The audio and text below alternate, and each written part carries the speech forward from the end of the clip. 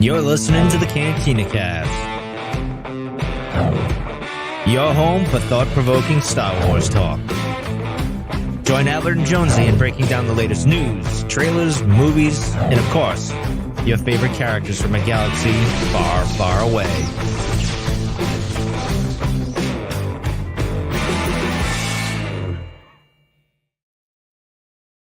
Hello, everyone. Welcome to the Cantina Cast. My name is Albert Padilla, and this is episode 467, our continuation of the Tales of the Jedi coverage, where tonight we're going to be looking at the 3 episodes that involve Ahsoka Tano. No Jedi, as you may know, but this is going to be a different kind of episode, because I think we got a Tale of Two Cities when it came to the content that was provided. Although I will say I probably enjoy these as much as the Dooku, and I really enjoyed the Dooku. So that's no shade, but it was a very different kind of approach there. So joining me tonight is a special guest, as always. Jonesy's with us. Jonesy, welcome to the show, and Merry Christmas. I can see you've got your festive Stormtrooper shirt on. I am very festive tonight. How are you? I'm doing good. Doing great. Thank you for asking. Yeah. You fake it well, my friend. You fake it well. I do fake it very well at times. So trying to get in the holiday spirit a little bit. So Doug the Stormtrooper with the Santa hat out. Yes, it's Santa Claus. Santa Claus. It's been a really exciting day and week, though. So it has. But before we get to that, though, I do want to. So I don't know. I guess it's been tradition now for the last 2 years where I reveal your Christmas gift from me to you on a live show. Okay. And so with it, I figured I would go ahead and just do that now, since we're talking about the Christmas spirit and we're 10 days away. So the other, a couple weeks ago, we were doing a show and you came on, you said, "Hello, friend." And we talked about that being Boba Fett from, the holiday special, right? Right. So I couldn't find anything like that. I thought that'd be perfect for you because you do sound like Boba Fett, like the character. I forget the voice actor's name, but I did pick up this for you. Awesome. So this is the 50th anniversary Droids edition of Boba Fett, which is very similar in terms of like the design and the coloring and all that. And I'm showing it here on the video, but this is yours. Very inspired. Thank you, man. That's awesome. So you can display this or sell it on eBay, whatever you'd like to do. It's yours. We're going to, you and I are getting together this weekend in person, which is exciting. That's so right. I will be bringing this up with you. Well, but awesome. I've no obligation. You don't need to get me a gift, though, okay? I just want to make that I have been accumulating a stack of things for you, actually. I know you have. It's been sitting there in the kitchen, and one of them's a bit of actually, kind of in the same vein of, getting you something that we've talked about before. Okay. On the show, actually. Talked about it on the show, but kind of a newer version. So I'm excited to do that. But of course, you pulled this on me. You could have told me, like, hey, I'm going to show you your Christmas gift. Why don't you show me one of mine? No pressure, but make sure you got it. And I mean, you can do that 5 minutes before the show. It's fine. I can run real fast. True. I did this to you last year, too, and you're like, dude, but sorry. Yeah. But there you go. Merry Christmas, Jonesy. Well, thank you very much. That's very kind of you. And you're gonna love the ones I've given you. So, but I'll let you tell everyone how much you love them next time we have a show and you have them home with you. Okay, that sounds good. That sounds fair. Yeah. But yeah, so you were talking about this being kind of an exciting day, an exciting week. We definitely have had that, and I'm gonna let you kind of spill the beans for our non-Patreon members or anyone who's not really been following the show very closely here in the last week. But I just want to quickly just say that as some of you guys know, we've been talking about, back when Disney Plus was announced, we were, at least I was, I won't speak for Jonesy, but I was a little concerned about, would we be able to cover everything, right? All of the new television shows, we had all this new Star Wars stuff coming out. On top of that, but at that time anyways, we were thinking we were getting a movie like every 2 years, 3 years, whatever that was, whatever that cadence was going to be set. We had the books, we had comic books. I mean, it was just kind of like this really great time to be a Star Wars content creator, because it was an endless sea of opportunity. And fast forward to 2022, where we are today, and we've been kind of doing a couple of things here recently to kind of expand the show in a lot of different ways, right? We moved everything to live recordings, which I think has been great because we've had a lot of social interaction with the shows. We've recently launched Jeditorials, which allows us to talk about Star Wars and not just us, but other people. We've got the Fact Boy show that's been a huge hit, allowing Patreon members to come on and just kind of talk about some really fun topics, pretty light. And more recently, we've put when putting stuff off, right? There's a lot of things that we've not gotten around to, and we know that, we acknowledge it, specifically around like the books. Yeah, there's the High Republic Phase 2 has been out now for what, the better part of 2 months, I think, at this point. Yeah, I think 2, maybe pushing 3 months in some cases. Yeah, and so we've just not really had a chance to get to it. And when we look at the schedule, we've got Bad Batch coming up, and et cetera, et cetera. So I mean, it's relentless. Yeah, poor us, right? I mean, what a terrible time to be a Star Wars fan. It's awful. I know. But so we recently made a change that I think is going to help us kind of expand our coverage and make sure that we're not missing some things, maybe plug in some holes here in with how we cover things. And Jonesy, I'll let you kind of share the fine details there. Yeah, we're super excited to invite Lauren Stringer into the Cantina cast in an official capacity. Lauren has actually been moonlighting over on Jedi Novel Archive. Goodness gracious. Her own channel where she's been reviewing Star Wars books and getting into, a video log of the Star Wars books. You can kind of follow her on her journey as she reads the book, and they've been absolutely amazing and fantastic. And so it fit with the strategy that Albert and I wanted to do. We love the books. We want to do more with the books, but it's a time thing and it's a capacity thing. And then we have someone with so much energy and how well she's been doing it. And so she was gracious enough to accept this. We announced this on the Patreon show, but want to roll it out to everybody here that, Lauren's going to be joining us. We're bringing Jedi Novel Archive, JNA. I'm just going to call it JNA. Yeah. Over easier. into Cantina Cast. There will be a little bit of a simulcasting there as we hopefully invite her listeners over to us and make sure that they can still follow her great content. But all of that will be YouTube exclusive content. It'll all be on YouTube. We'll have it on the website as well. I went ahead and did a quick update on the website. I say quick, it took a while, but I mean, to kind of accentuate all of the live stream stuff that we do now, as well as kind of give us a bucket for Jedi tutorials as well as for JNA. And so, but we are ecstatic about this because this is an area where we want to grow and we get the advanced reader copies and we feel bad. We can't do enough with these things, and now we have someone who is dedicated to it. We're going to have Lauren work her into the show a little bit too, which again gives us more flexibility, less reschedules, we hope, when conflicts do come up.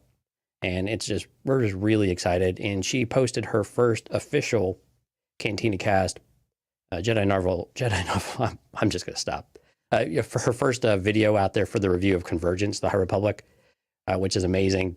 So please go out there and check that out. CantinaCast.com/YouTube. It's the first one in the stream now. Maybe second after this one comes out, but right up there in the top. So please go check that out. She did an amazing job. Give her a thumbs up, leave her a comment, let her know how much you love it, so we can encourage that content. And she's just going to be streaming those out to us regularly. You talk about organized, man. She's got a whole list of things that she's ready to go do. It's pretty awesome. That's great. No, and I'll just echo that. I mean, congratulations to Lauren, and she's with us tonight. So if you're on the live feed, congrats, Lauren. Thanks for joining the team. And I guess the lead here is that she will be a third member now of the show officially. And so we're going to still talk about transition. It's still very early. We're going to talk about how we're going to bring her on, what she's going to be doing, but you'll get to hear more of her and her viewpoints, which I think is great because honestly, we've been wanting a female presence on the show for years now, like a regular recurring. And so this is going to be fantastic to kind of expand our perspectives here. Yeah. And it's, you got two curmudgeons that have been up here now for the better part of 4 years, 5 years. Who are you calling curmudgeon-y? Well, you've got more gray going on than me, but I'm just saying. You just don't let it grow out. So it would be. I think it's going to be good to get fresh perspectives, new opinions, and that sort of thing. And whether or not we continue to grow the show beyond this, I think there's a lot of opportunity here. So I don't want to tease anything, but just stay tuned. We've got other ideas. This has been a long process. Like we've been talking about this, but almost a year, 2 years now, just trying to get things going. So good deal. Again, thanks, Lauren, for saying yes, and looking forward to working with you. Oh, yeah. Wait, that's what you say after someone says yes, right after a proposal. Oh yeah. I think we told her to. I don't know. Hey, let's not cheapen this. Amazing news. We're super excited. Yes. Go check out the website. You can see all of her content. All the new Jedi tutorial stuff is out there. It's all great. We've had it's just been a really cool week, and a cool few weeks here for us too. So. Really excited. A lot of momentum, I think, coming into it. Yep. Good way to end the year. Yeah, exactly. Start the year at that too.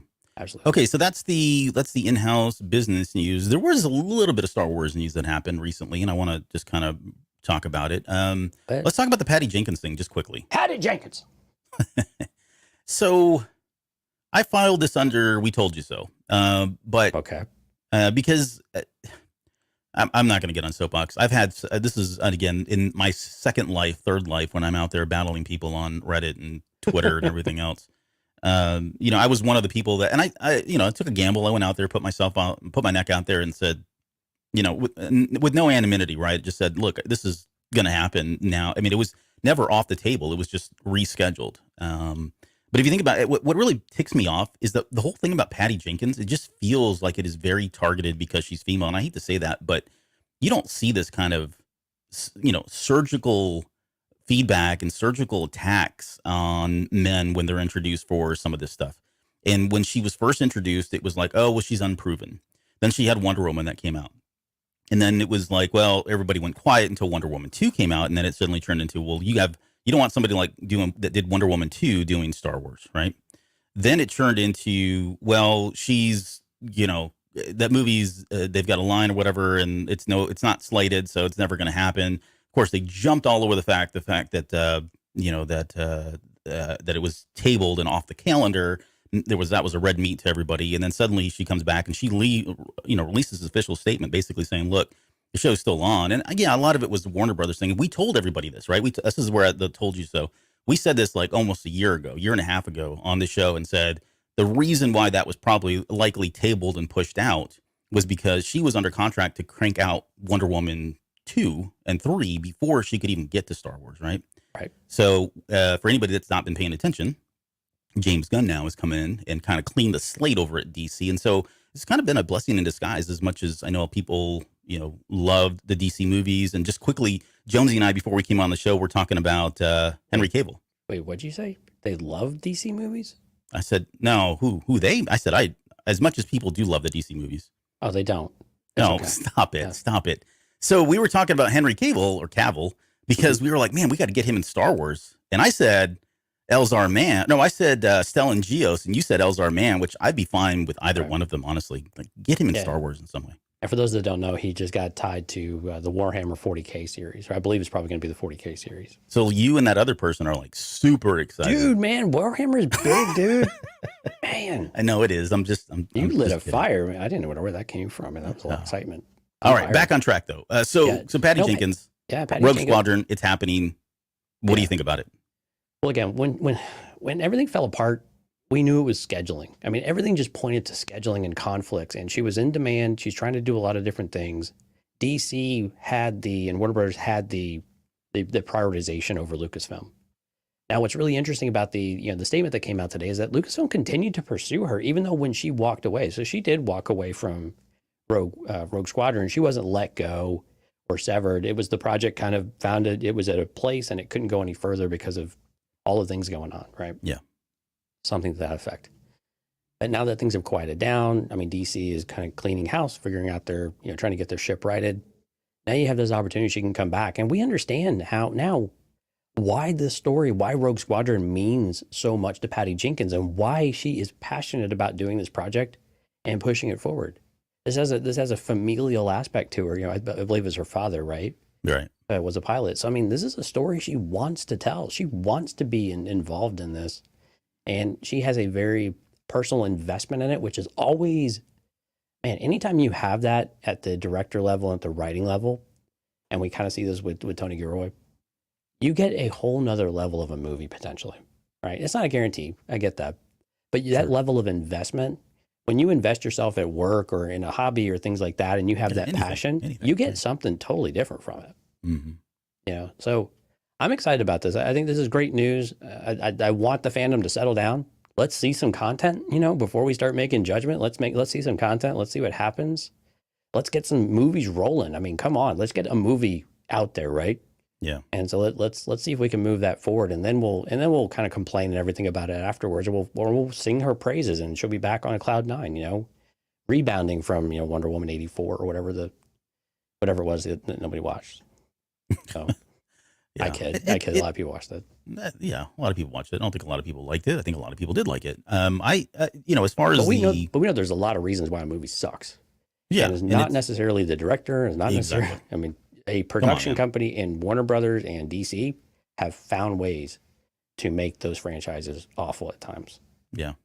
Yeah. And I think everybody's probably guilty at some point. Yeah. But so, yeah. And again, for Star Wars movies, it could bomb. I mean, I'm not saying it's going to be an incredible movie. And I surely don't know that this is going to, it could still not pan out too. I mean, I want to be clear about that. I mean, she's coming out and saying it's happening, and it never was not going to happen outside of just scheduling issues, right? Nothing personal. There were some fake stories out there about her. We don't need to get into all that, but yeah, so it could not happen. I just wanted to clarify that that's what's happening, and we've got something to look forward to there. And you were right. That we were right. Okay. Also, speaking of, well, we weren't talking about nominations, but let's talk about Golden Globe nominations. Let's talk about amazing content. Yeah. There you go. Amazing content. The Golden Globe nominations came out, as well as was it the Viewers' Choice Awards? Is that right? Critics' Choice nominations. Critics' Choice. I don't even know who are these people that are critics, but so but the Golden Globe. Did you point to yourself just now? No, I waved my hand. You don't need to know who's. Oh, okay. Gotcha. The Golden Globe nominations came out, and I was a little surprised, honestly. But Diego Luna, not because Diego Luna was nominated, he was nominated for Best Actor, Best Performance by an Actor in a Television Series, drama, to be clear. But he was nominated for Best Performance, so Best Actor essentially, or I guess if you had to equate that to something like the Oscars, which is good. I mean, this bodes well for them. But I was a little surprised that nothing else wasn't nominated, and specifically, we've been gushing about the performances of other supporting characters, other supporting characters, and they kind of got passed up. What are your thoughts on that? I mean, how much do you care about this? How much vested or how vested are you in something like Golden Globes and Emmys and all that? I think awards are BS for the most part, because it seems like that's kind of arbitrary on how they do these things. I will say this though, there's a lot of great content out there, and a lot of it that we don't necessarily watch. Yeah. So that other parts of Andor weren't recognized. I think writing kind of feels bad. And when you look over at Critics' Choice, so the Critics' Choice, Diego Luna was also nominated for the same type of award, Best Actor in a Drama. And then the whole Andor series was nominated for Best Drama, which is that's really cool, right? I would have loved to have seen that kind of recognition, kind of top to bottom. Yeah. Would have been really validating, I think. But, if you're not nominated for awards, you don't get awards. It doesn't mean that you didn't produce something truly amazing. And I think when we look at the Star Wars landscape, it's even when we did our show this past week, when we were ranking all the TV shows in the Disney Plus area and kind of worked in a couple from just the Disney area in general, Andor was up there. It was way up there. I mean, it was my number one, but from a consensus standpoint, we had to kind of pare that down just a little bit. I mean, making way for like Rebels and Clone Wars, which are staples in Star Wars, right? Mm-hmm. But still, for something brand new to come out like that and stick with us and really have that lasting impact, I don't get too caught up in Golden Globes and Emmys and Academy Awards and all that, but it is nice when they do get recognized as a nomination. I would have liked to seen more, because I think it's just worth it. But again, there is a lot of great content out there as well. So I don't want to hold it against the other content that's getting nominated. Yeah, and I mean, I pay attention to these things, but let's be honest. Like I'm simply a whack Star Wars theory person, right? I don't really. I'm not in the industry. Not you. Thank you. I'm not in the industry. I don't have any close ties to it. Maggie's the closest I got, and that's like me saying that. Oh yeah, I know Steven Spielberg, right? But that's about as close as I get. And so as an observer, right, I think one of the things that I think gets overlooked is the landscape of television today, when you count streaming services and every movie production company having their own streaming service and then some. It's a very, very different landscape than where it was 20 years ago, right? 20 years ago, you were pretty much stuck to Emmy nominations. A lot of them came from the primary network, CBS, ABC, here in the U.S., right? Mm-hmm. Fox was in there as well. Even with the advent of cable television back in the early 80s, they weren't really cranking out that stuff. It wasn't until like the HBOs came in and started putting out television series, if you will, right? That's when it started garnering a lot more attention. And then from there, it just blew up. So I say that because one thing I don't think people take into account is that there is, almost to your point, there's so much more competition out there than there ever was, right? So many more new actors and actresses and performers. Premium competition. Yeah, and it is a very premium. So, and I'm not saying, had Andor come out with the same kind of writing production wise would have been different, but same kind of writing 20 years ago. Who knows? It probably would have been nominated, probably would have won every dang award. But the stakes are just so much higher. There's so much more competition that I don't really see this as a drawback. But I do feel like it doesn't really. I don't know. Maybe not an exact pulse on where we are with television nominations these days. So. But when did you ever think that you would hear Star Wars nominated for No. best drama or best actor anything. in a drama? No, I mean Anything we got drama. shunned. I mean, Yeah. I mean anything drama. I mean, No, never would have crossed my mind ever. no, that was never part of the formula, and even in the special effects areas, right? I mean, as innovative as ILM has been over the years through practical effects and CGI, like you think about how many times did I say we, but Lucasfilm, they got shunned time and time again, even at the awards for those types of awards, Yeah. So After the initial movie, yeah, it was just kind of expected.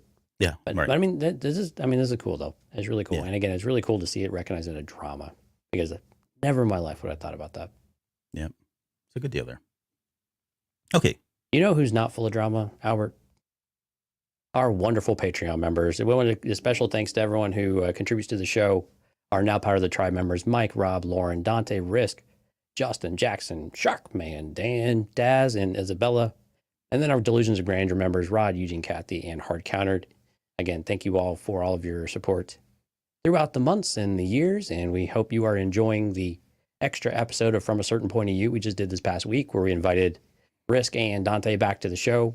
And we talked about our favorite Disney Plus shows. So we ranked them out there. We had 8 shows, and then we threw a few in there at the end as well, and came to a list I think that we felt pretty good about. A list that we weren't going to get laughed off the internet or be torched for.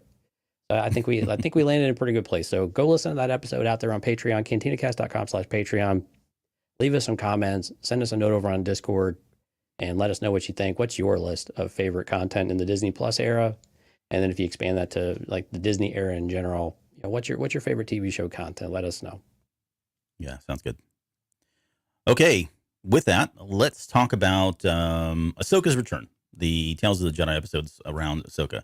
And so I started this off by talking about how I felt like it was a tale of two cities, and all I meant by that was when I look, and maybe this is me being, maybe I'm not being objective enough, but when I look at the content that was given to us for Dooku, it was almost like in the defense of. It was almost like they were trying to really allow us to get inside his head and see that maybe he's still wrong and he's still tainted by the dark side, but there are very valid reasons for that, right? It was almost kind of a justification for his way of thinking, his approach, his ideals, backing up his ideals that we saw in previous things. So I really appreciated that, and there was some really good, deep force type stuff that we were talking about there, right?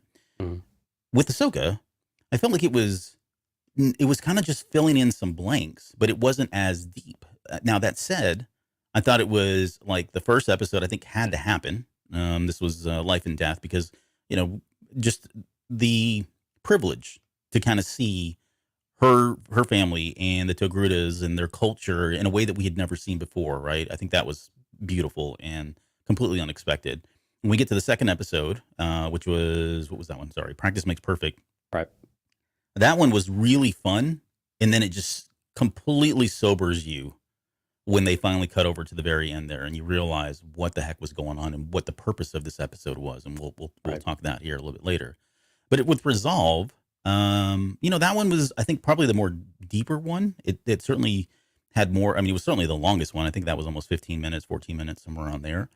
But I mean, we got a really cool lightsaber battle in there, and we got, I guess, what I would call the beginning of Fulcrum, or her new identity in helping the Rebel Alliance, right?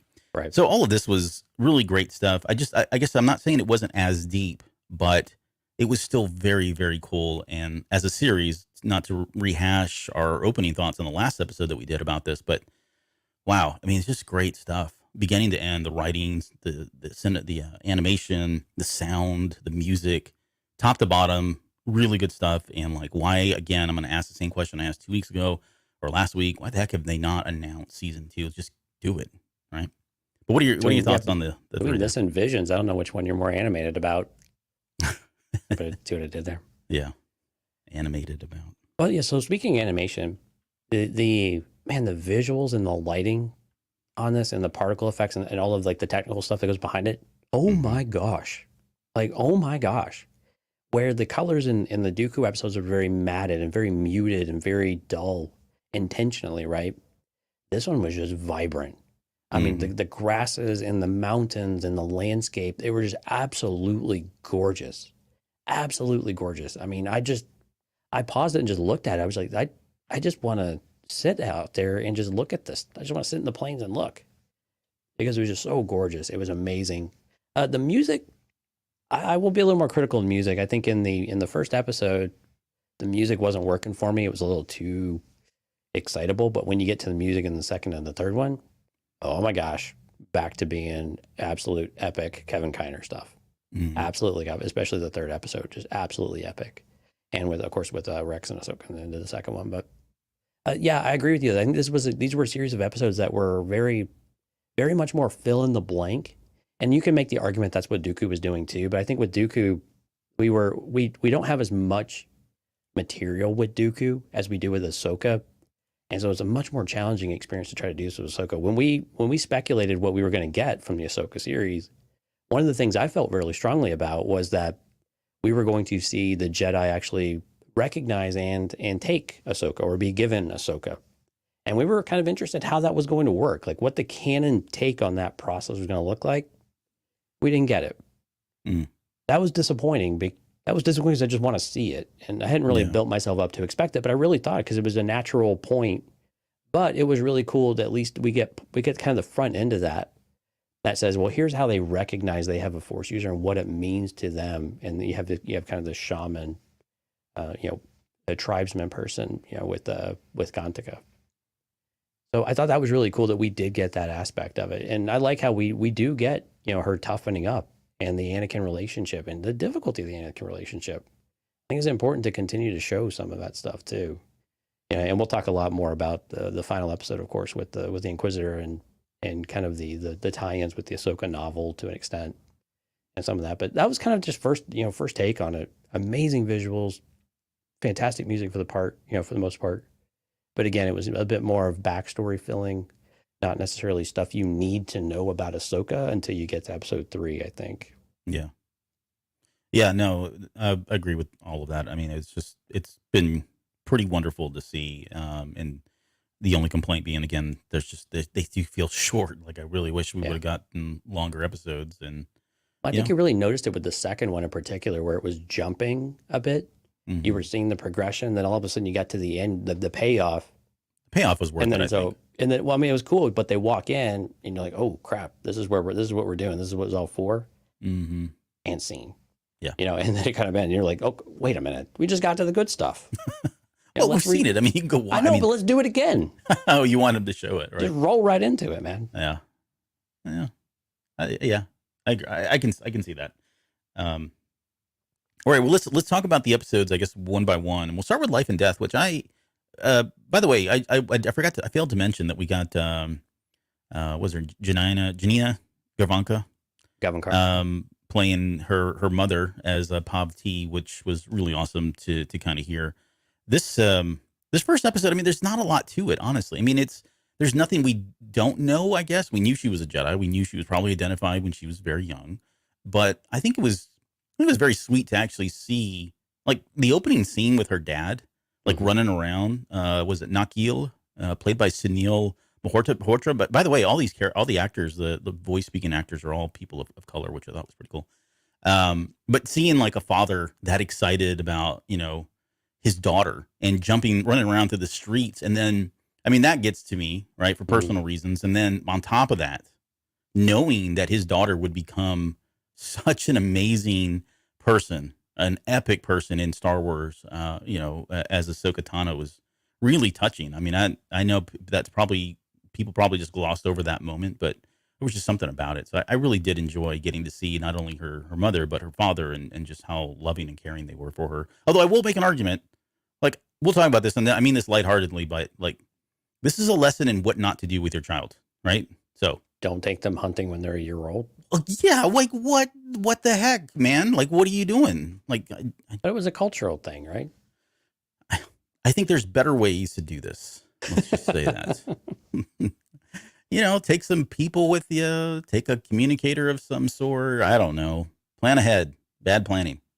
Right, but the community aspect of it all too, like throughout the episode, the kind of the grandmother, I call her, Gantaka kind of the shaman-ish, but Yeah. that's the kind of role, right? The matriarchal role within the community, and it was really cool to see them come around. And again, even when the cat comes out, towards the end carrying Ahsoka, they all have the presence to pause and wait. That something unique about this is happening, Hmm. and there's something special. And again, I think that comes with a tight knit community. I think they did a really amazing job of helping you build, showing some of that within just 10 to 15 minutes, right? Yeah. And so I think that's a really good accomplishment given what they were showing the rest of the time when the Ahsoka, tapping into her force abilities. And again, oh my God, the lighting when she and the cat, are face to face and like the beam of light coming in. Oh yeah. I mean, it's like, It's just perfect. a technical marvel. It's just amazing. Beautiful, beautiful, beautiful. Yeah. I enjoyed that. I enjoyed the actual, like the Togrutas were, I don't know. I always pictured them as being a very advanced society, right? Like, and to see them in this way, Yeah, very I mean, humble I don't, village. Yeah. yeah, like a very humble village. I mean, they had some tech. There were some droids there that was helping out her dad on the thing. And you can't escape it. I mean, the fabric of Star Wars is such that everybody seems to have a droid, and we see that again in the third episode, right? They're just everywhere, right? There's tech everywhere. But to see them growing up and or living in such humble abodes, and hunting with what looked like old rifles, although I think it shot a blaster bolt of some sort, right? But it still looked Right. like an old timer kind of blaster, and still being tied to spiritual, and I get it, it's the custom stuff, right? Like the whole part of the trees, and they make mention of the ancestors and how they kind of believe that. I was starting to get vibes of Avatar, right? Mhm. And Avatar is not the first to do this. The movie, I should say, Right. the first movie. They're not the first to talk about these types of things. These are themes and motifs that happen in all kinds of storytelling. Same thing with like the circle of life, right? And killing and being very reverent and respectful, even though you've taken a life. You're doing it because it's not for hunt and sport. It's because you've got to live, kind of thing. And we saw that in Avatar. We saw it in Dances with Wolves. I mean, Taking only what you need. Yeah. yeah, taking only what you need, right? All of these repeat themselves in so many other cultures and other storytelling. So from that perspective, it was really cool, very refreshing to see. I guess all I was saying is like, I was not expecting the Togrutas to be kind of that, especially when, everything I know about them, they're flying around in ships, and, we had them in the High Republic and some of the empires there. But, it's like, I guess the way I was thinking about it is it's like every other race, right? You've got your Coruscants, but then you've got your Tatooines, right? They're all humans or, whatever, but it just Exactly. depends on where they grow up. It's your rural versus your urban societies and cultures and Yeah. norms and stuff, right? Yeah. Farming communities versus crazy city stuff. Yeah. I want to talk about that just quickly, that moment where she kind of, uses the Force. I forget what they call it officially. It's that animal affinity, right? We've talked about this with, I guess Ezra is the one that comes to mind because he's so strong in that. Like it's Right. one of his biggest things. But, we've had Anakin Skywalker. We've had, I don't know, other Jedi and other, Elzar Mann is another one who's got just a, kind of a specialty for them. Mhm. But any thoughts on I really want to know what was going on in that exchange when Ahsoka, as a baby, was like communicating with that uh, tiger thing. And then later on, when she says, Rakshir, do I my, and I'm assuming that's thank you so much kind of thing. Right. But there's almost like, he's trying to talk to her. And it's really fascinating to kind of think like, what would a baby have said at that point, other than just take me home? And then for that lion or that tiger to not attack the family, like, what did she tell him? Like, because, And I think some circle of of life it, kind of thing. yeah, well, I mean, some of it, the tiger was wounded. It was hurt. It's hungry, and so it's that I kind of view it as more the Jedi line of like fear and, feeling safe and that it's okay and giving that calm and that peace and that just presence. And, for her to make that connection in the Force, I think sometimes just connections stops you from all of your wants and some of your needs. They fall by the wayside a little bit. and you make a connection with someone, and some of that falls apart, and you just feel like you have a bond with them almost immediately. So whatever it was that they exchanged, it was very much this. And I imagine for a baby, I mean, she's 1 year old. Yeah. So cognitive ability is still very much developing, right? So it's very basic. But again, yeah. Go ahead. Yeah. No, go Well, ahead. I was just going to say, like, we don't know. Maybe they're an advanced race too. Like 1 year is the equivalent of like, I don't know, 2 years or something, there could be Maybe, that but she was still, cooing and babbling. cooing and cawing. Yeah. Yeah. So she was still acting like we would associate with a 1 year old, right? Yeah. But again, she did have that calming presence where she stood up and she addressed, the tiger or whatever the beast's official name is, and actually reached out to make a connection. So the cat didn't feel so alone. It didn't feel so abandoned. Maybe, I mean, you could go down a lot of different tangents about how you want to do it. And it's injured, so she's not a threat to it either. Mm-hmm. And that they do the things that her mother is saying to her. Again, not able to really maybe formulate these into firm thoughts, but this balance and the sense of we're all connected. Those feelings can come out. And the cat's at least just processing them as these feelings that says, you know what, this is different. This is something special. I don't need to just go attack and eat and rip it to shreds. Something feels special about the cat. And she's probably saying like, I really want to go home. Yeah. I'm afraid, but I'm not afraid, Yeah. And the way it's the best I got. well, no, I agree. I like that. And the other thing that came to mind as watching this is Ahsoka. We know her as a general, and we've seen in the next episode of how good she is with a lightsaber and why she is the training that she went through. Right. But then there's also a pacifying kind of aspect to her, which I think is what really at the end of the day, there's so many things that make her a very fascinating character, but she can be a very pacifying person, and we've seen this time and time again. So many countless examples of where she's spoken to other people and put them at ease and chose a path that wasn't war or chose a path that wasn't fighting. So being able to have that dynamic kind of ability to a character and seeing it at this early age, I think was pretty special too, right? Of course, I mean, you could argue what's she going to do as a baby, but right. The point is, we see that that side of her is a side that flourishes early on. And so I think for Ahsoka, it probably is, first nature for her to do that before she, picks up the lightsabers. So. All right, I guess we should highlight Stephanie's comments here in the chat. So she's saying, doesn't really matter what she said, I don't think, seeing as animals don't typically speak human. She followed it up with animals and babies probably have similar thought processes. And that might be true because, brain size and that type of thing. Probably a physiological aspect of it that's probably true to that.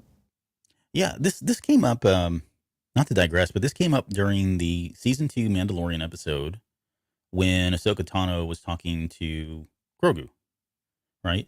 And we were kind of trying to wrap our heads around like, so how did they communicate, right? And I think one of the theories we threw out there was that through the Force, there is some kind of a common language, right? It may not be her speaking in basic or common, right? Or her native tongue of Togruti or whatever.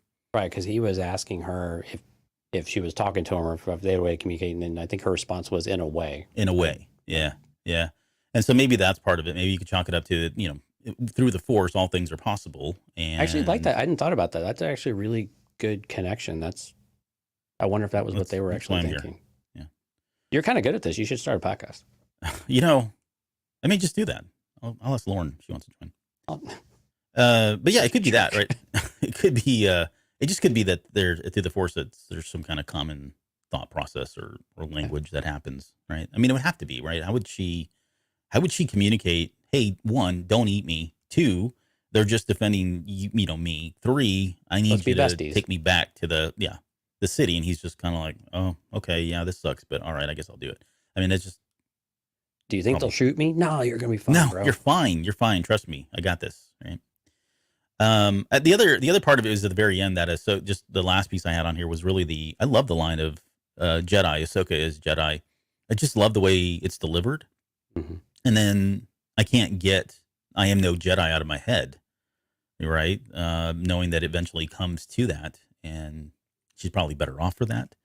But it's that affirmation that she is, Yeah. and that's when we get to the episode at the end.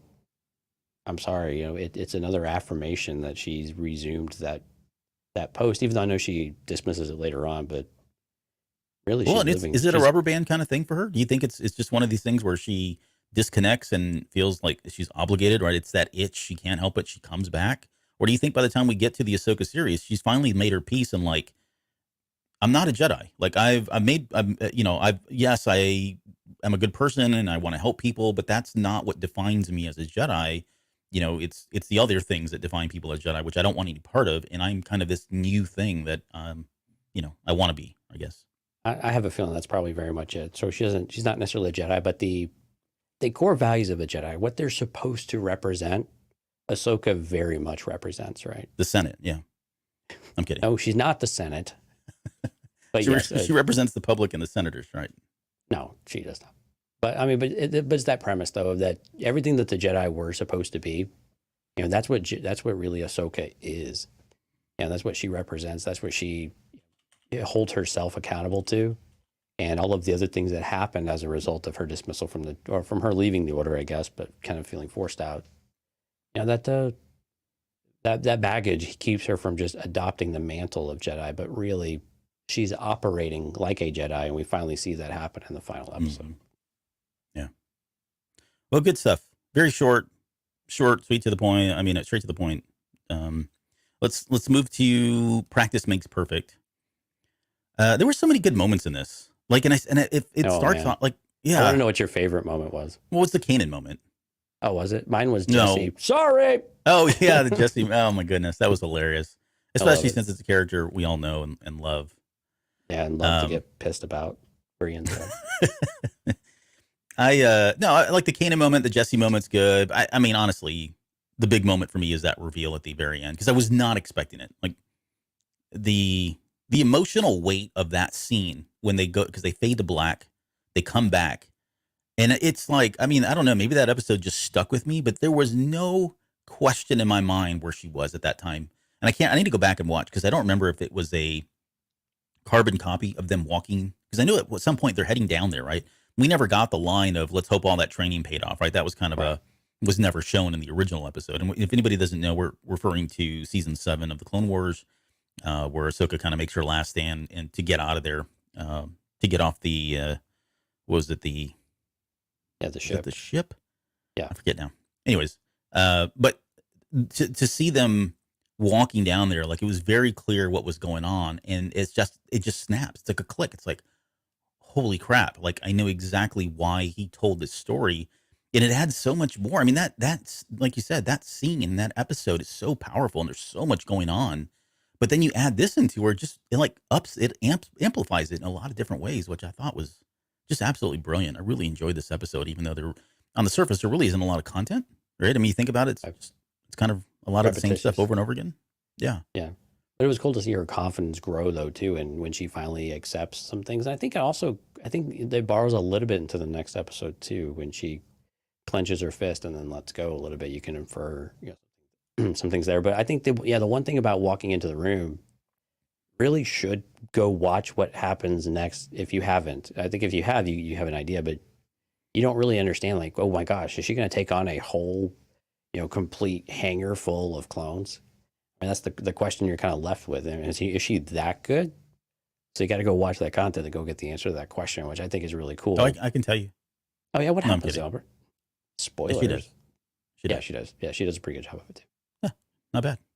Yeah, but I mean, it was cool to see that. I got to be honest, I didn't anticipate that scene coming up, and so that was a bit of a nice surprise because I had forgotten. It's been so long since I watched season 7 of Clone Wars, but that was a really nice surprise. I liked that a lot. Yeah, I mean, there was at one point I remember watching the episode the first time and thinking, okay, I get it. Where's this going? This is really cool, but what's this about? And then it just like hits you like a door or a shovel to the face. And again, the most memorable moment of it was probably Anakin's line to her, the best thing I can do as your teacher is to teach you how to protect yourself, how to defend yourself.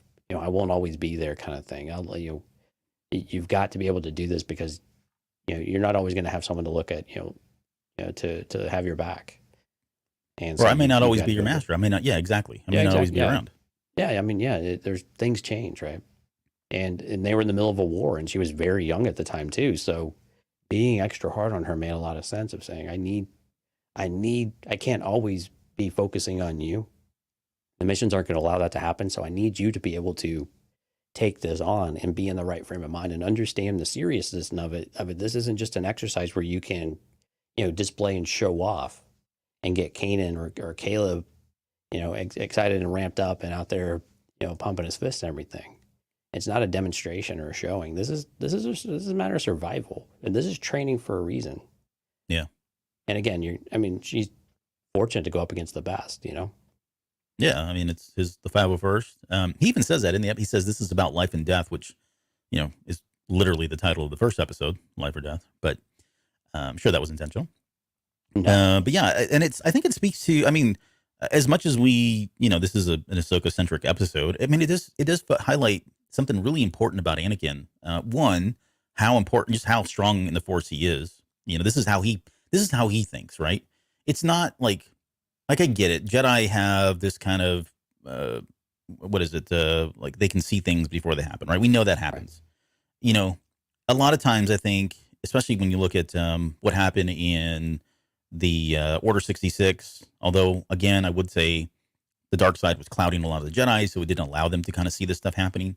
But I think what Anakin's approach here was really about, a lot of times we're just reactive, right? The droids, are lifeless things and they shoot at you. And so it's just all pure reactionary time. And that's why he was kind of like, this is a crap test. It really doesn't prove anything. Really what you need to do is go up against real people, number one. And number two, you need to proactively, like preemptively determine when they're going to shoot, which is a totally different, again, it's another level in terms of how he perceives the Force and how you tap into the Force to see that, because he's that much more effective. And for him, it's probably a walk in the park, right? Not a big deal. But it felt like she had to work at this. She had to get better at it. And so it does speak to what his approach in using the Force and just how in tune he is with it, and his ability to kind of pass that on to somebody like Ahsoka, with the ironic piece being that it's what ended up saving her life once, all of his new forces had turned on her. So right. And there's always a new spin on it too, right? So when she kind of figured everybody out, then Rex pulled the pistols on her. And stunned her. Yep. So, I mean, just when you think you got it all, going in your direction, the bottom falls out. Something changes. You have to adapt. You have to be able to stay flexible. And unfortunately, you have to watch your back. That's another unfortunate lesson in all of us. Yeah. The last thing is that the line about I thought I was late. That's what I meant. Seeing Anakin, I mean, the crap rolls downhill, right, in management, and you see Kenobi doing that to Anakin. Anakin does it to Ahsoka. I'd love to see that maybe in the Ahsoka series, if there's an opportunity for her to be training somebody or whatever. I mean, they missed it already with Rebels, but we get why.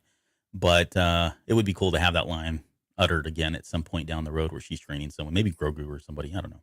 Yeah, I'm not commenting on Obi-Wan's Floby-Wan beard or Floby-Wan hair either. What was wrong with it? You're so critical of his hair and his beard. It looked fine. His beard's fine. It was the hair was weird. Oh, okay. It was very soft. He takes very good care of it at this time, but well, it's just the war's just starting. He doesn't care Satine, after. Satine's still alive. Oh, true. That's why he's got the product in his ear. That's right. Got the little sheen going on there. Might have died Amanda lore. All right. Okay, let's talk about Resolve, which is the third episode here. And we can talk about the elephant in the room, and that being the Ahsoka Tano novel, or the Ahsoka novel, and just how varied or how different it is. I don't know. It doesn't really bother me as much. I think I'm starting to really come around to this idea of, hey, we got it in the novelization, right? And yes, it was canon because they said everything was going to be canon. But I kind of don't mind if they change it when we get the visuals. I don't know how I'm going to feel though. Like here's where I probably feel I may have a different opinion at some point. Like that moment when I feel like the book did better than the animation, I think that's going to be a very difficult thought process for me to like really reconcile that. But so far, I think they've done a pretty good job of showing us something visually better than maybe that I read or imagined as reading the book. And I'm of course talking about the Mando stuff and the Empire's End and all that. Right. But Yeah, what do you think about that? Yeah, they carried some things forward. So her name is still Ashla. That's what Yeah. it was in the book. Mm-hmm. She was working on a farm. Yep. They were, I mean, some of the things they were doing was a very connected to it in a way, but not the scale I think that we had seen previously, or at least that the book kind of built. I think the one disappointing aspect about it was you didn't get the connection with the crystals. I think that's the part that probably people go back to and are saying, well, we missed all of that stuff about, and that's all of that predicates how she gets she purifies the crystals, and that's how she ends up building her white lightsabers. Oh, Yeah. So yeah. that's the major, I think Yeah. that's the major gap in all of this, is that while we still have, presumably she could use the Inquisitor's lightsaber and purify those and do it.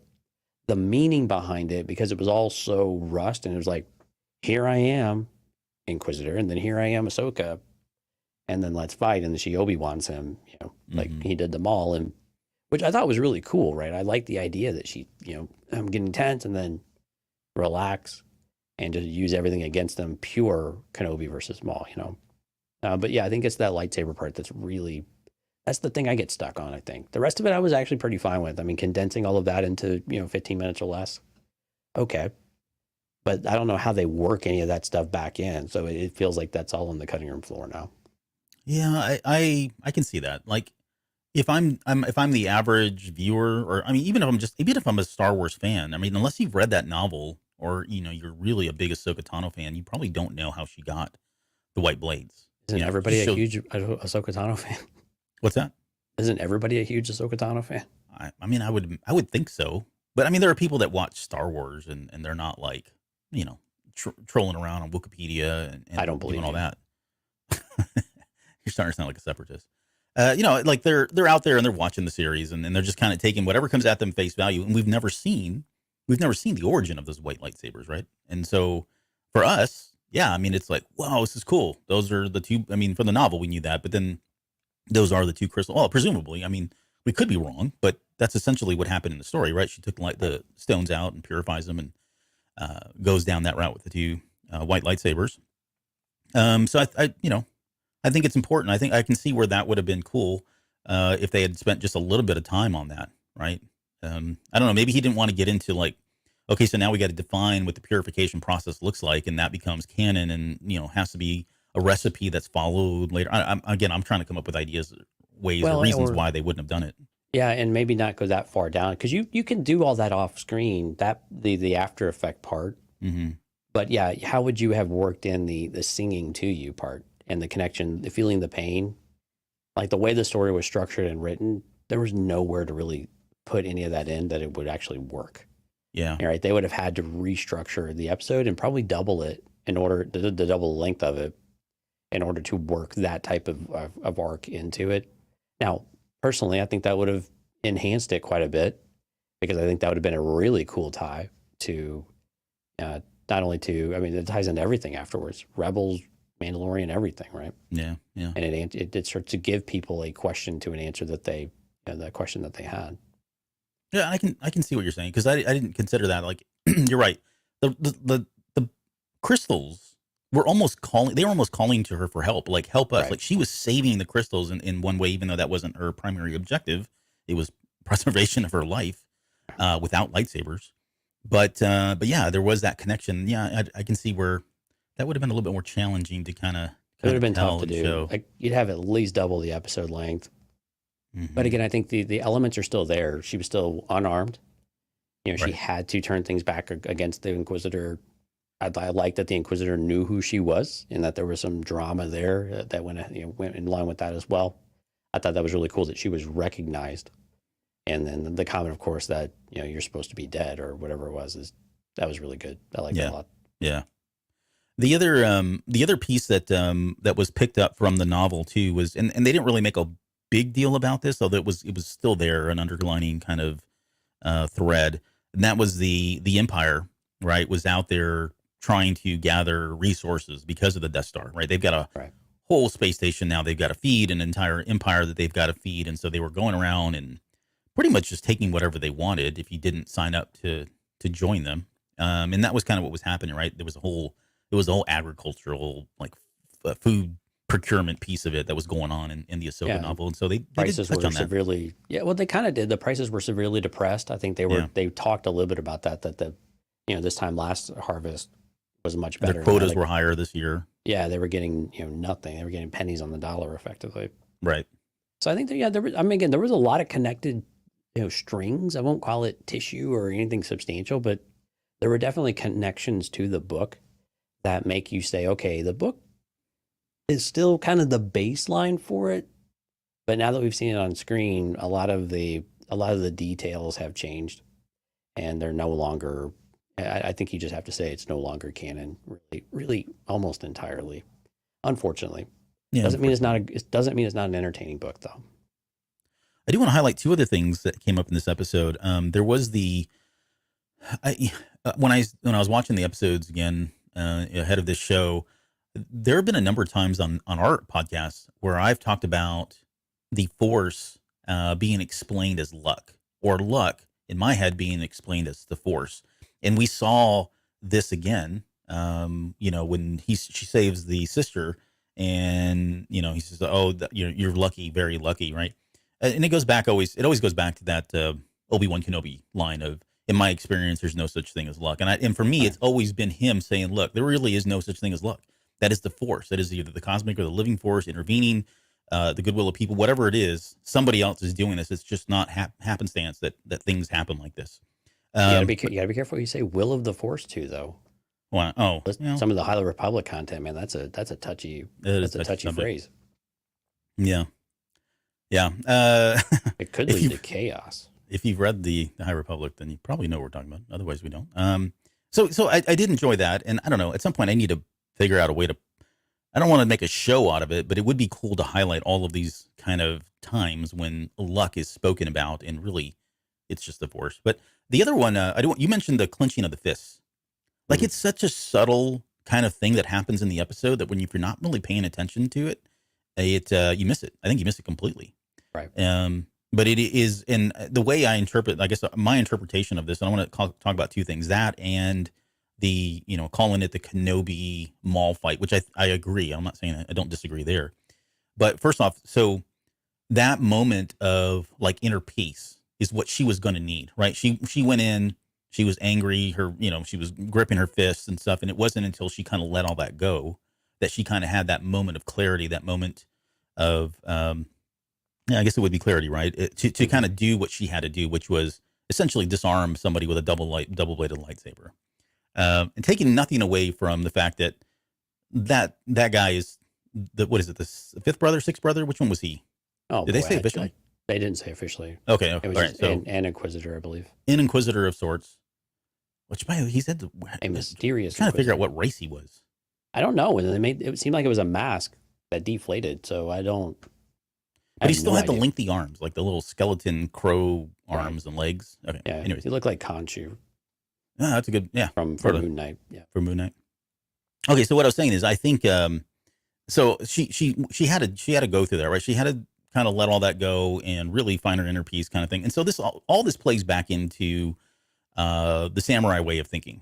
And you've heard Dave Filoni even very recently talk about how whenever he's writing this stuff, he's trying to write about the things that George Lucas was inspired by, right? The Kurosawa films and samurai culture and all of that. And it's so prevalent in all of Star Wars, and we're not going to get into that. But one of the things that when we had the Obi-Wan Kenobi and Darth Maul fight, we talked about this because there was a lot of feedback. A lot of people didn't like the way that fight went. They were wanting the 5-minute flash show, showmanship kind of thing, Revenge of the Sith Part 2. And we didn't get that. And the reason why we didn't get that was because at some point, and I don't know if Dave Filoni is explicitly saying this, but I think at some point, a Jedi gets to this next level of presence, right? Or consciousness. And we saw it with Kenobi, where he was kind of at peace, right? There was no more conflict with him. He knew who he was, and he'd probably been thinking about this fight for a very long time. So going back to the samurai battles, right? That is a very common samurai type battle. 1-2 slices and it's over. The other thing, and again, I'm not an expert on samurai culture, but it's something I follow and like and read about whenever I can. But fighting somebody unarmed is exactly how she did it. And when samurai went through their training, you train unarmed first. You train on how to disarm first, and then they give you a sword, and you learn how to use the sword. And you realize that when you have the sword, all of your non-sword movements are the exact same movements. You don't. It's like this big revelation that you're like, holy crap! Everything that I've been learning how to do without the sword is exactly what I do when I have the sword. If that makes any sense. So all I'm saying is, in that moment, she had already gone through all of that process of training with her lightsabers. And if they really kind of are harking back to samurai culture, it's just a natural that she would have been able to disarm somebody like an inquisitor. Again, not taking anything away from him, but he's not a Darth Vader. He's not, a Sith Lord of some sort. So I think it makes total sense. And I did enjoy the way she did disarm him. I thought it was perfect, especially seeing that moment where she lets go of her fists and has that moment of clarity to kind of do what she needed to do. Yeah, exactly. I don't know if there's a question there anywhere, but no, it was just me rambling. No, great analysis. I mean, I agree. I think her letting go of that, harkens back to the conversation she had with Bail Organa earlier in the episode, right? You have to, basically staying true to who you are. Don't lose sight of who you are. You're going to be needed, like what you represent, what you bring to the galaxy is what we need the most in that moment. And yeah, she strikes him down. So, I mean, clearly there's violence that goes with that because it's a kill or be killed type of moment, most likely. But it's a way of doing it, of a way she can do this passively. And again, this is why it's difficult to say that she's, forsaken the Jedi moniker or something like that. She still very much embraces the teachings of it, which makes a lot of sense. I mean, that's been her entire life, except for the last, I don't know how long this has been, maybe a couple, maybe a year or something like that at most. But or maybe longer. But I mean, but it's still great that she still remembers those teachings, and it's about centering yourself. It's about being calm. You can see your enemy. You can anticipate. This is what Anakin was teaching in the previous episode. You can anticipate your opponent and know what they're going to do, but only if you're centered, only if you have peace, only if you're calm, right? The things that Yoda tells Luke in Empire Strikes Back. So all the things come together. So I do like that there was a bit of a link with the previous episode too for Tales of the Jedi, for Ahsoka, from Anakin. Yeah. That has a different application, but the similar message, the similar reason behind it is still relevant. Yeah, and it was, and this is why she made the call. And I can't remember the line, what he says, but he says basically, "Are you ready to join us?" And she kind of nods and says, "Yes, yeah," because she's made her peace and she knows who she is now. And you have to step away. I mean, sometimes you have to have that distance from it in order to have perspective, And I think she saw it firsthand. And it's the hero's journey, right? You got to have that call to action. There has to be something that you get presented back that says, this is what's going on and you cannot escape it. You can put your head in the sand, you can hide. This is what Obi-Wan was going through as well in the Kenobi series. But at some point it's going to find you, and you have to make a decision about who you are and what you believe. And she's ready to come out of the shadows and ready to pick up the sword again, so to speak. And who was it that taught Obi-Wan that lesson? It wasn't Qui-Gon Jinn. It was Princess Leia. So just a reminder. Right. So yeah, the last thing I have in the technical piece of this is where I know you mentioned it, but the sound and the music. Yeah. Oh my gosh. Get out of here. Like it's total like Western vibe on this thing. And there was another kind of a fusion. What kind of music vibes were you picking up from this?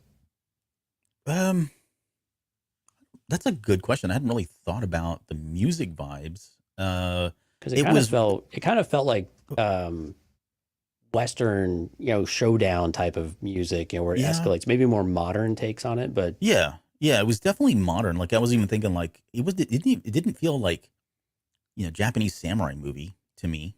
Right. No, maybe it did. I don't know. I would say no, but it had a modern feel to it, but it was classical in the sense. I know that sounds really cheesy, but it really, it was an extension of what we had already gotten in season 7 of the Clone Wars. We talked about this in the Dooku episodes. Right, it was ominous at times, but this was a very powerful piece that Kiner had put together that was really kind of, again, tapping into a lot of that. So yeah, I think it was fitting, very fitting. Although I would say it's not traditional Star Wars music, right? I mean, it wasn't Duel of Fates or the main title or any of the other the battle between Anakin and Obi-Wan. I mean, it wasn't anything of that caliber. It was just very different. But I think at the same time, it still had that same weight and epicness to it. I'd love to hear that on a soundtrack. I don't know if there's a Tales of the Jedi soundtrack that got released to Spotify, anything like that. But that's one that I would go back and listen to a lot. I thought that was fantastic. It was very thematic, and when you listen to it, you can close your eyes. And I actually did this when I was watching. I closed my eyes. I was like, what do I envision? And you just envision a showdown. You envision a panning camera of looking at the two opponents and, you know, the toothpicks and the behind the shots, you know, like the Mandalorian had at times, right? And all those images come to mind as that tension builds. And so that's it. I went straight to that gunslinger moment, that showdown, you know, high noon type of thing. And the Inquisitor dragging the lightsaber in the dirt, Yeah, and stuff, and the smoke. Oh man, again, sound and visuals and the particles and the lighting. Goodness, man, they are good at this stuff. yeah, really great animation. I mean, I think it's the best they've done so far, honestly, and even better than what we got in Bad Batch.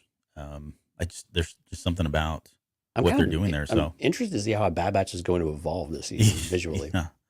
Right. I mean, if they're using this, I mean, is it going to be the same caliber as what we're seeing in Tales of the Jedi? I mean, that bodes well for us. Yeah.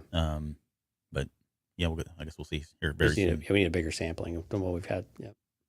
So, but yeah, overall, I mean, that was really the last thing I had on that episode. Again, it was maybe not as deep as some of the Dooku stuff, but certainly just as enjoyable for a lot of different reasons. It had its moments. It was a very satisfying episode too, I think. Well, yeah, and the series itself was just extremely satisfying. Like I don't. I mean, Dave Filoni is only one person, right? And I get that, and he's tapped with so many other projects going on right now. But my goodness, let's get this man or get somebody else. I mean, I wonder who he's coaching. Like he's got to be thinking about that here soon. Yeah, they've got to be doing. They've got to be doing succession planning, right? Yeah.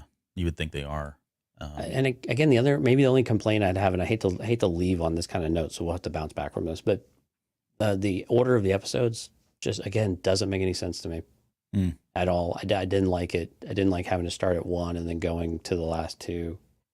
It just didn't make any sense to me. I didn't enjoy that at all. Yeah. I think we talked about that.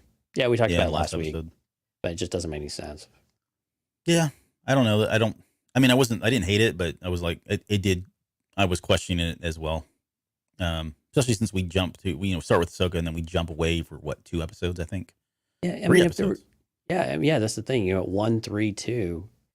I mean, even playoff baseball, like, understands that formula doesn't work. I mean, but to me, it's like, what purpose did it serve? I mean, if you're going to do that, it seems like it should tell. I mean, and I know they're trying to sell it, do it chronologically, I guess. Chronologically, yeah, we know, yeah. But it seems like it should serve a purpose if you're going to split your characters up that severely and not have them appear in that content between.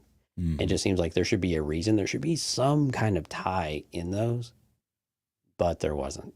Yeah, or even like if there was a way to tie them all together, right? Like reoccurring themes. From different perspectives. Even if it's minor, right? Sure. In minuscule, just something that says this is why we're doing it this way. Otherwise, just stick them all together. I would have been totally fine with that. So anyway, a nitpick, of course, but way to bring the show down, dude. I know, right? Channeling my inner Mike Rondo. Yeah, I know. No, I'm not. But yeah, so like you said, great. This is a lot of fun series. This delivered. I like this style though. I like 15-minute content. Super consumable. You get some things. Yeah, would have been great to have them a little bit longer, full episode lengths, but I think this works. I like this type of consumable content, and I wish they would do bigger stretches of it. I wish, like you, I wish we get a second season or a second half of season 1 and extend this to 12 and give us another great 6 episodes. And I would like it not in this era. That would be cool if Tales of the Jedi truly meant Tales of the Jedi across all of time. Yeah, we theorized that about that the second series, right? Part 2 would be. Well, I said Luke and Kylo Ren.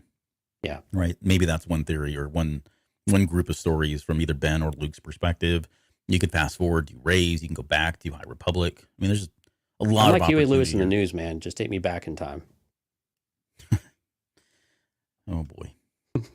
You and Alex, he already mentioned Karate Kid, and you're over here waxing Back to the Future 3. So that's right, man.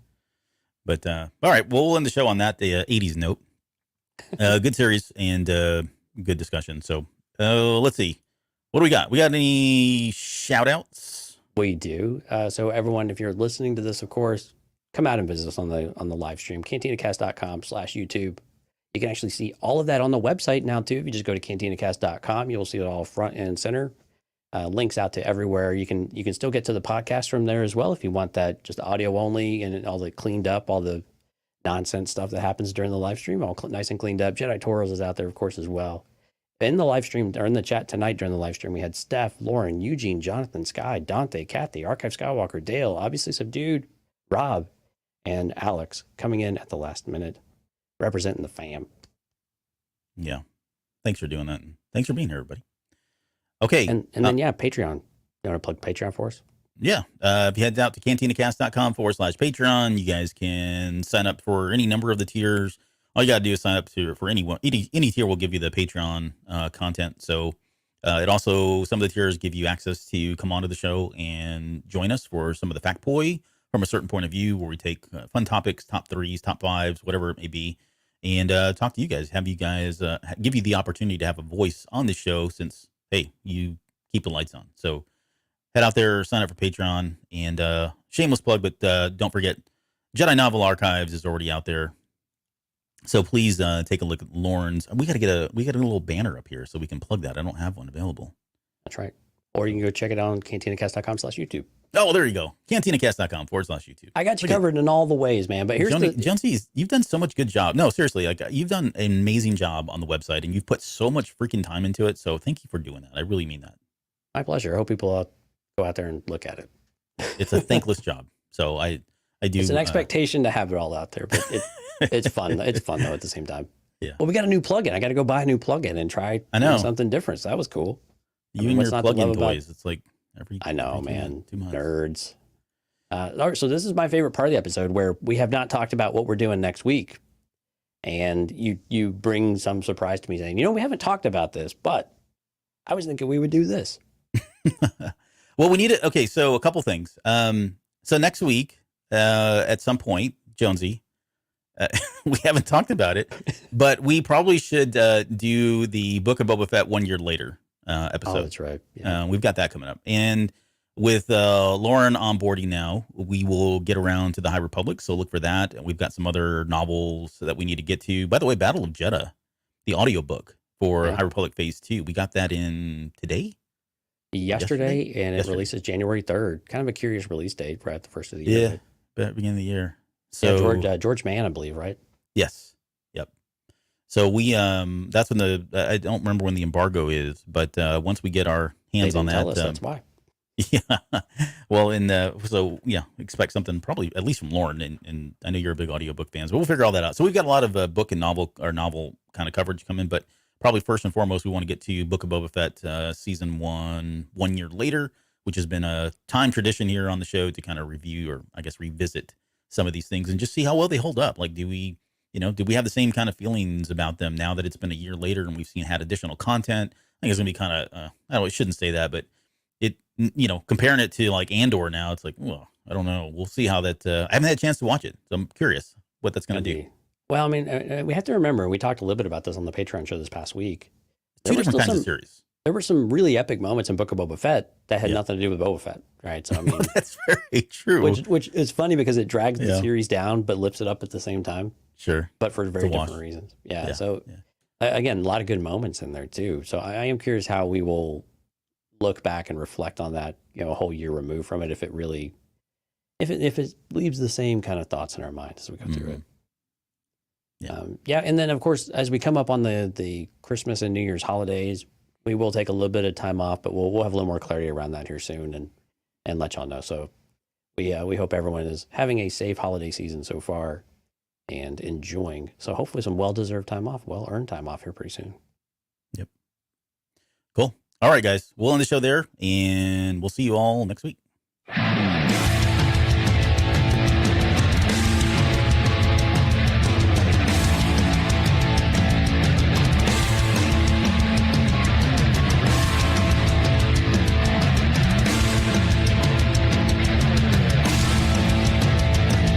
You're still listening? Wow, that's amazing. Well, I'm here to give you the disclaimer.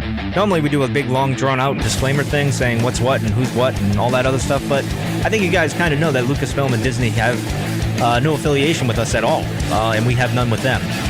We talk about Star Wars, which is their property, and all that other good fun stuff. But I think you can tell which is our stuff and which is their stuff. If you can't, well, then send a lawyer to send an email to me, and I'll be glad to chat with them. Other than that, you know what's what. So that's your disclaimer.